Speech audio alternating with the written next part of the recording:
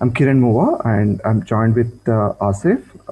I'm the chief architect and co-founder at My Data, and also a technical oversight committee member, sort of foundation.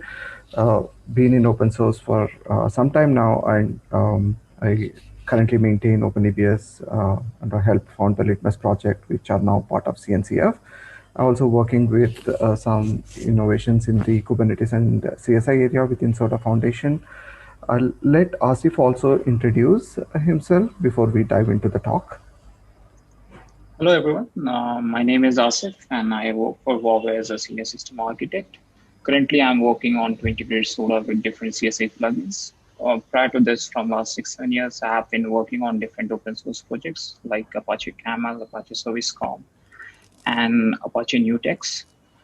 Recently, I was invited to become the member of ASF Foundation, and I have also worked on different projects from CNCF Foundation like Volcano, KubeEdge, and also an early contributor to Kubernetes. Today here in this session, I will be talking about some internals of Soda CSI plugin implementation. That's pretty much about me. Over to you, Kiran. Thanks, Asif. Always great to know you, and it's been great working with you for the past few years. So today we are primarily going to present an approach that we have come up with under the umbrella of Soda for having a single CSI driver to manage heterogeneous storage.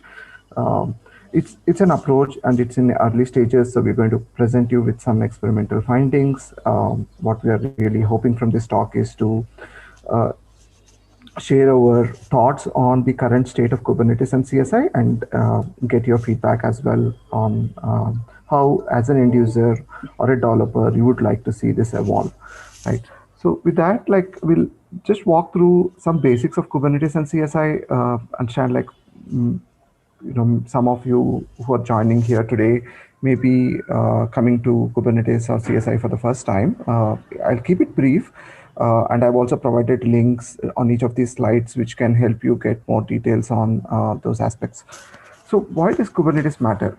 In fact, like, if you're listening into the infrastructure stacks or like the talks presented by many of the speakers today and as well as yesterday, whenever they talk about implementation, there's something about the Kubernetes that just gets in there. And in the past 1.5 year, Kubernetes has become like this new Linux for open source systems.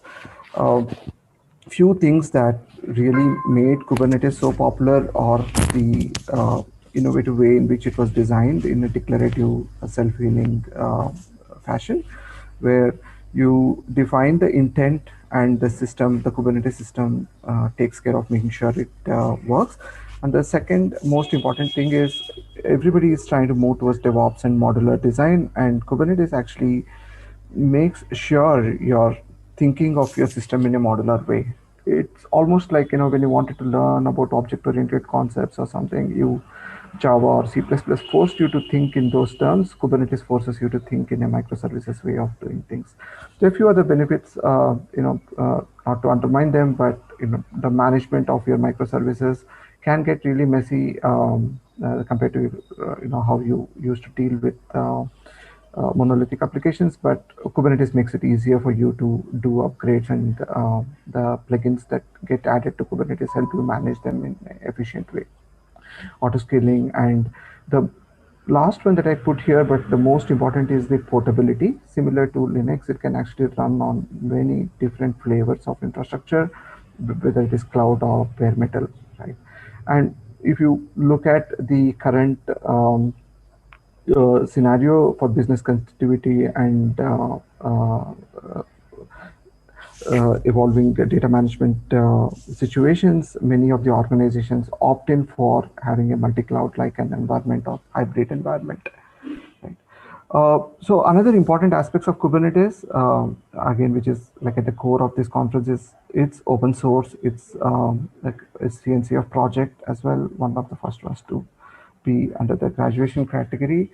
Um, and the spec or like the interfaces to Kubernetes itself are community driven. So Kubernetes, when it started off, it was mainly intended for stateless workloads. But if you look at the CNCF survey from the past 3 years, this year is set to come out the results. But uh, 2017 to 19, you notice that the number of people running the Kubernetes or the stateful workloads, there's a bit of a challenge, but it's also increasing the number of people running that stateful workloads. How do they actually do that, right? Typically the personas that interact with the Kubernetes are your platform SREs, or like, could be like an IT admin, if you will. And Kubernetes is also developer centric. So sometimes all of these roles can be like a single individual. So typically you set up like a worker nodes and a master nodes. Master nodes is where the control plane components run, and nodes are where your applications run. Uh, when you want to run stateful workloads, you need to make some decisions about the storage. So let's assume like, you have some storage server that's available for you within your data center, or, maybe if you're running in the cloud, that's could be your like cloud volumes. So with that, to kind of consume the storage from those servers, you have to go with a couple of components, CSI controller and CSI node, uh, which help you provision the storage and connect the storage to the Kubernetes nodes. So to make this storage consumable, you also have to create an interface or a spec called as a storage class. With this, there is a clear separation between like an infrastructure setup or a cluster setup versus application launching. So if you look at the developers which have restricted access to the cluster, sometimes they won't even have to come to the cluster. Mostly they would be working on their code in a GitHub repo, and then the GitHub automation can take care of deploying that applications into the Kubernetes nodes. Uh, but anyway, I think those applications typically, could some kind of a pod could be coming from a deployment or a stateful set, which have a PVC, a persistent volume claim that defines or puts in a request for how much storage, what type of storage I need, and all those details are kind of linked to the storage class. Um, so whenever a PVC comes in, the Kubernetes kicks into action, sees that there is no persistent volume that is created for this. So it forwards the request to the CSI provisioners, and CSI provisioner, based on which storage class this request is intended to, will forward the request to the CSI controller. And CSI controller has the knowledge of communicating to the external storage server to provision an volume. And then that, based on the response received from the storage server, the KTCSA provisioner can create a Kubernetes object called as persistent volume. So the pod, persistent volume, storage class, PVC, these are terminologies used in Kubernetes, and these are like the API objects. For example, PV is just a representation of a volume that actually resides in the external storage server, right? So once the PV is bound to a PVC, the kubelet can now start to mount that storage onto the node and launch the application pod. So this kubelet forwards the request to CSI node, and CSI node is the one that's actually mounting the volume onto the storage.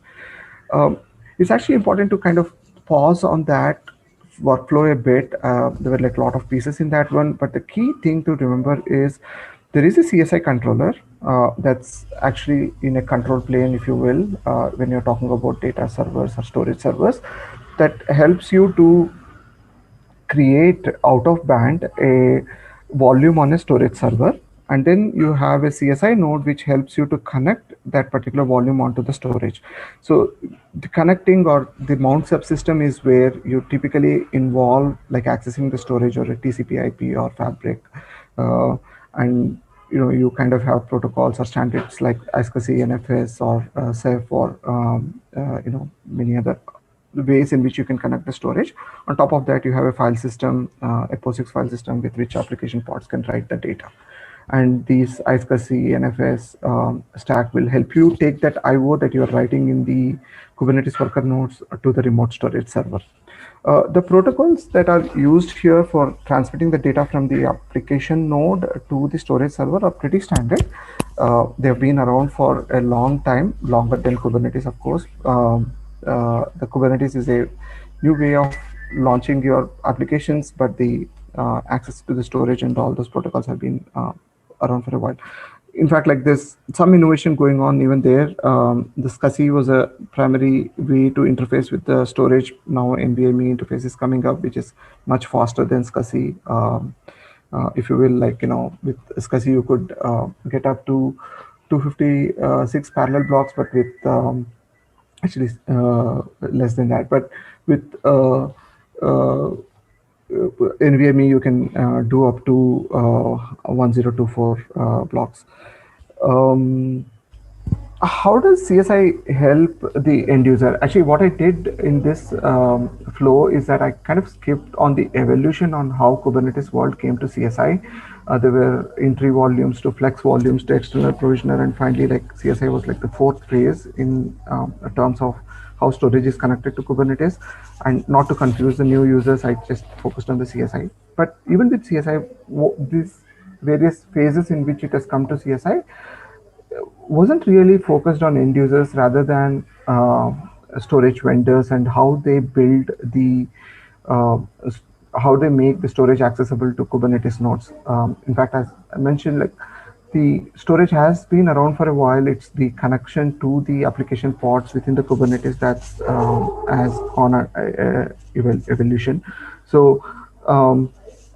The CSI model of connecting the storage is mostly help vendors to quickly or like churn out new features into the CSI or like the connectivity stack, and not tie into Kubernetes, which has like a quarterly release. And if you want to support new features in the storage, you typically have to wait for 3 months. And also, even after that, like as the number of vendors increase, the release cycles can get longer with the compatibility testing that you have to do with each vendor supporting their own way of interacting with the storage. So CSI is one of the open standards that in the recent past had, it probably like quickly reached the maturity of a V1 spec, and then a lot of vendors came on board to implement it. It's definitely in the favor of storage vendors to implement a CSI driver. In fact, like the link of the CSI already lists around 90 plus companies, which is way less than really how many more are out there. So as we're speaking about the storage, what CSI and Kubernetes does is make it easier for storage vendors to develop the interfaces. But from an end user's perspective, how does it look like? So when you start off your journey, again, this is taken from one of the Dataiku company that helps with the data management. The initial setup will look really small with one or two people that can manage the entire stack with one database or a couple of databases that you use with a single storage vendor. But as you get along and grow your business, you need to kind of go towards having disaster recovery in place, backup and migration, and then eventually, like you want to be able to scale independent systems to match up to the market demands. So you end up scaling it across multiple data centers, and even like follow the microservices approach. And in fact, like what we are seeing in the recent past, and also like if you look at the exhibitors gallery, there's so many companies that have come out with IoT devices, edge devices. That's as much explosive data that is getting generated. So software companies need to be able to manage this explosive growth in the data and adapt to the new sources of information. This is actually an interesting landscape of the different technologies that are available that comes out every year. This is from Matra. The link is also available there. If you look at the along with like listing all the different technologies, they also talk about like what are the trends that they're seeing. And 2019 to 2020, the trend has been around moving data into Kubernetes. And also like statements like software companies are becoming data companies, and in fact, like being a data company actually helps you combat the COVID situation. The companies that have actually gone IPO in the current situation are data companies. And those are some interesting facts if you kind of look through this article in full. Um, So this is like a lot of choice in terms of like what to pick, but in fact like the team or like the infrastructure team or the IT team kinds of is shrinking in all organizations. It's like fewer people having to manage a lot of infrastructure. So it raises the bar on data on these maintainers of the data management stack to um, help their companies grow and reduce the cost at the same time, make it easy for their developers or other application developers to choose what they want to actually deploy their services on, right? Um, that's a overwhelming slide with so many options. This could be like a typical stack that finally like an enterprise will stick with, where you have like different sources of ingestion, but your storage typically is some kind of a transient storage where you are like processing the incoming data, and then you are kind of putting that on a long and durable storage. MongoDB and S3 are some examples here that kind of give you a sense of where you store your immediate data, are the ones that are actually accessed most frequently in your visualizations over some kind of a long-term data, right? So what this shows is it's not a single database that is at play, and it's also like an hybrid kind of a stack that you have, and the needs of these persistent applications are different. Some need durability, some need to be fast, and some need maybe like a dedicated disk or like a larger capacity, right? um, all of these things may not always be provided by a single storage vendor or a single solution. So you, even if it is like a vendor, you may need to pick up different products from them.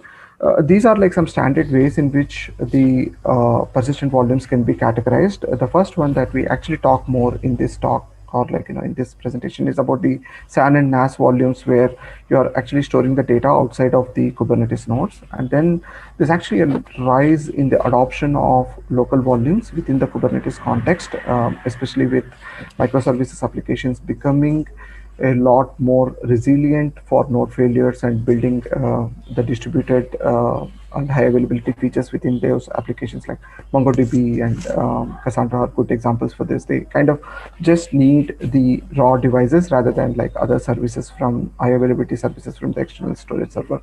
So local volumes are back in fashion. This is called the direct attached storage as well. And then there is a new category called container attached storage, which is more like an hyperconverged storage solution, where you take the storage from the nodes and provide a highly available storage for the applications running within Kubernetes. In fact, like the project that I'm working in, OpenEBS, focuses on the last two categories, which is like the DAS and CAS volumes. So if you look at the infrastructure or from a data angle, the and let's assume like microservices pattern and Kubernetes are adopted by the company, it typically will look something like this. I kind of put this as a big cloud, but it could be actually running on multiple data centers, or even like different types of cloud, Amazon and Google, and the storages can be from different vendors on-prem, like an NetApp or like cloud AWS, and even like local storages. And for long persistence, you can be putting to some kind of S3 storage, either from a cloud or like your own S3 compatible storage that you can run. For example, like the Mosip project that I was checking out earlier uses a S3 compatible storage MinIO for storing the millions of national ID records. So when you start getting into this multiple CSI drivers, you end up what happens to the stack that we just saw earlier, right? Of it felt less simplistic to kind of connect to an external storage, but the moment you add a new server, it kind of adds on the overhead in terms of like what components need to run on the cluster, as well as the interfaces to the developers, right? So the complexity increases in a linear way when you start supporting heterogeneous storage. That's where we were thinking, is there some other way in which we can simplify this whole process for the platform SREs, whose job is now primarily to maintain the different application stacks in terms of, let's say, Postgres or like MongoDB, Apache Spark, or Kafka, rather than like to deal on a day-to-day basis on the storage side. In fact, like Soda Foundation was in the inception of Soda Foundation was for simplifying those operations. So let's look at like different categories or like the challenges for each of these category. If you pick up the developers, I kind of, if you are a do-it-yourself developer, this could be a challenge. But again, like if you are like a large organization with a lot of automation already built in, your application developers may not directly interact with the PVC concepts, so they may not be such a big deal. But then the reason they are not able, they're shielded from this complexity is because some additional operators have been built. And if every enterprise cannot have the luxury to build that, so why not have like some kind of this operator in a foundation like Soda, which can help many organizations, right? The second one is about an SRE. As we saw, the SRE teams are shrinking and the number of developers and applications they need are increasing. And for that, adding more complexity to the Kubernetes clusters that you manage just makes it much harder and increases the permutations and combinations of how many version compatibility matrices you need to maintain. For example, like Kubernetes, does it support storage vendor A version X and vendor B version Y? And how do I, if I want to upgrade vendor Y's storage, do I need like a uh, Kubernetes upgrade as well, of what features in the CSI spec are needed for each of this? So that is a little bit of a complex thing for them to manage. Probably really not the best use of their time as well. So sometimes this may make it feel like, why can't Kubernetes take care of itself, which was what entry volumes were. But I don't think we're going back that way because of the reasons mentioned, that storage vendors find it much easier to manage via CSI rather than being in entry volumes. So CSI spec itself is a evolving specification. For example, like data protection related primitives or like in the early stages, it will take a lot of time before they get matured. And right now with 90 plus already supported drivers, it becomes a little slow to move ahead, as you need to provide backward compatibility with most of the older specs as well, right? So dealing with data migration or like backup restore DR situations is something out of the scope of the CSI at the moment. The additional functionality that's typical of a storage is like, how do you actually manage the storage devices itself? Like if a disk fails, who do you contact and how do you get it replaced? Those are something that CSI spec does not tell you, right? And how do you monitor the failures in like heterogeneous storage? So this is where like Soda comes in, which is focusing on the storage challenges. And in fact, like one other interesting thing about Kubernetes is Kubernetes itself needs some bare metal host or like a virtual machine to run. And that virtual machine needs some kind of ephemeral storage, and that ephemeral storage again comes from storage server. So even for this is a little bit of tricky to grasp, but for Kubernetes itself to be live, you need storage, and that storage is not coming from CSI; it's coming from the older interfaces. So you have the storage vendors have to support these two interfaces, one to provide storage for consuming to virtual machines, as well as the other one to come for application pods, right? Um, and the other aspect is the data is out of band. Kubernetes clusters can come and go. Actually, like there is a concept called ephemeral clusters that are being talked about, and also there's some data around like a Kubernetes cluster cannot, it does not live more than 15 days in some highly advanced data centers. They just keep recycling them, but the data that they persist need to be lived, saved somewhere. So the data life cycle becomes a harder problem to address. In fact, clusters lifecycle is another group within Kubernetes that is helping with standardizing the way Kubernetes clusters themselves are created. So data operators is another category of innovations that is happening, which is about how do you extend the scheduling and security or compliance logics within the Kubernetes. In fact, like I think Volcano is one such project that addresses this space as well. But then outside of the cluster, the data lifecycle is a much bigger problem to solve. And these are some of the things that I mentioned. And if you are listening in and tuning into the SODA projects, you would have seen some of these being talked there as well.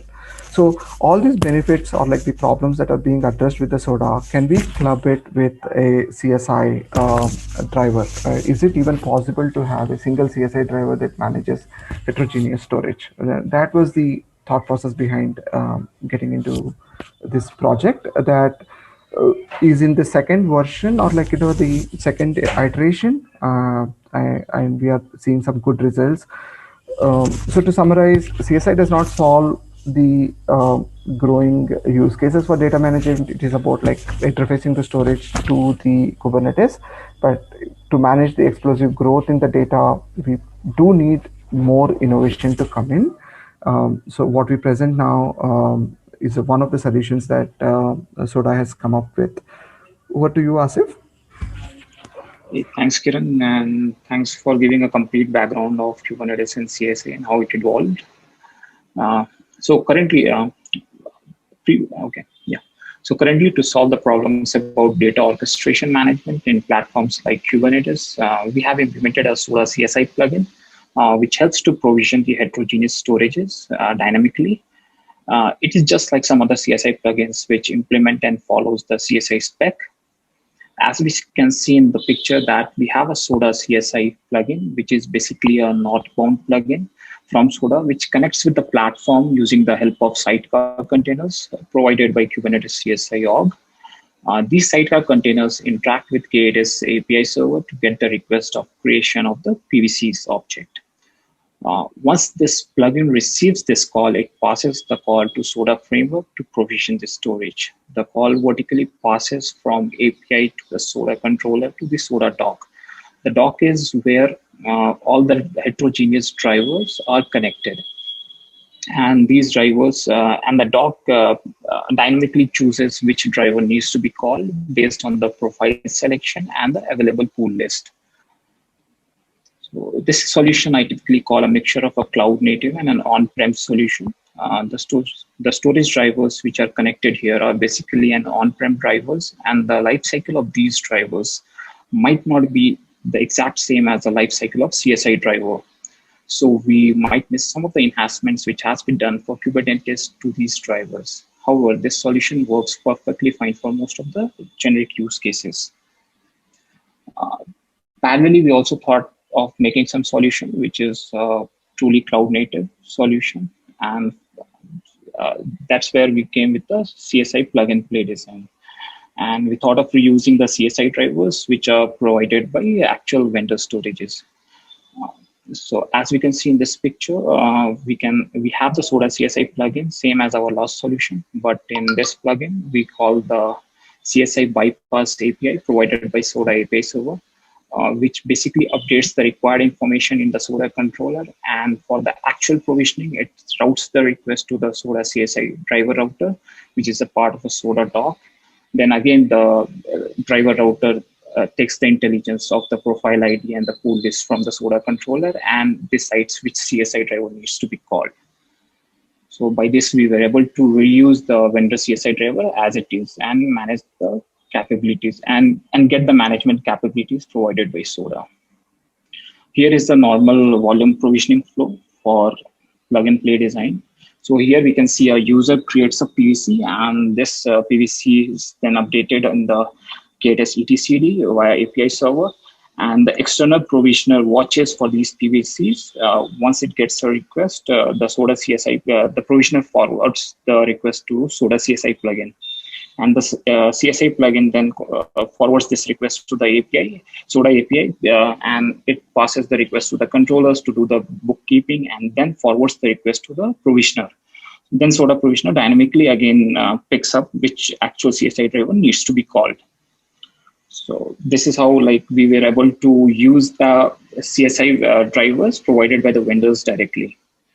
When we were doing this, we also thought of an alternative approach for the CSI plugin play. So there is an alternative approach where we thought of reusing the vendor CSI driver and not adding more components to the existing system, whereas we try tweaking the existing systems to get that soda intelligence and use it.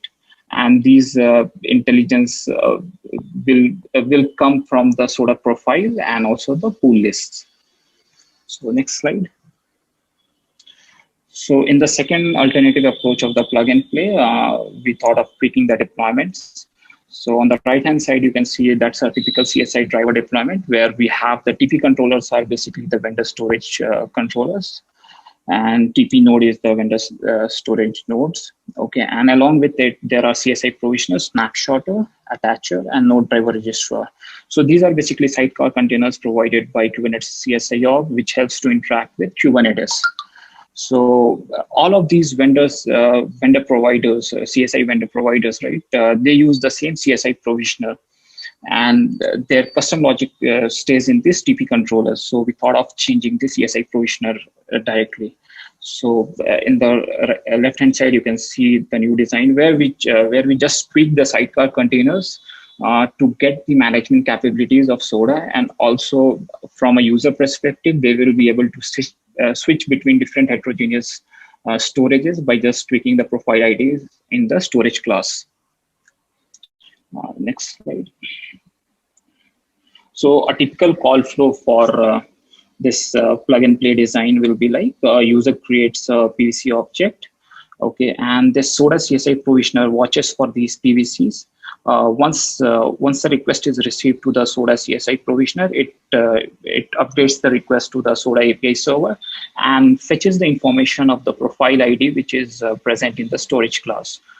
Based on the profile information and the available pool list, Soda CSI provisioner decides which actual TP controller backend needs to be called.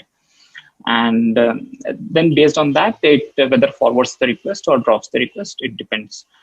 So imagine there are 3 CSI drivers in your deployment, and so there will be basically 3 Soda CSI provisioners running parallelly with each of these CSI drivers. And all these Soda CSI provisioners will receive the request. But only the provisioning will happen only for that Soda CSI provisioner where the profile ID and the pool list matches with the driver information, backend driver information. So by this way, multiple CSI drivers, heterogeneous CSI drivers will coexist in the same deployment, and user can just switch between different storages seamlessly using the Soda way. So the advantages of, like to summarize why we need such a Soda CSI plug and play mechanism is we wanted to reuse the vendor drivers as it is without even a single line of change, and users should be able to directly patch their existing deployment with just the new images provided by Soda. Okay, and user will be able to get all the data management capabilities which are provided by Soda and still use the vendor CSI drivers. So by this way, like we will be able to get the benefits from the vendor CSI driver as well as from the Soda. And for a user point of view, they will be able, for them, it doesn't matter which vendor is actually provisioning the storage. They just need to mention the profile ID. So that's all from my side. Kiran, do you want to add anything on this? So that was well covered, and please feel free to post your questions. And in the interest of time, I just wanted to share a few other areas where you can participate: meetups, GitHub, Slack, and you can always reach out to us over the Slack or Twitter. And there's also like a demo video of what Asif just mentioned that's available for checking on YouTube as well.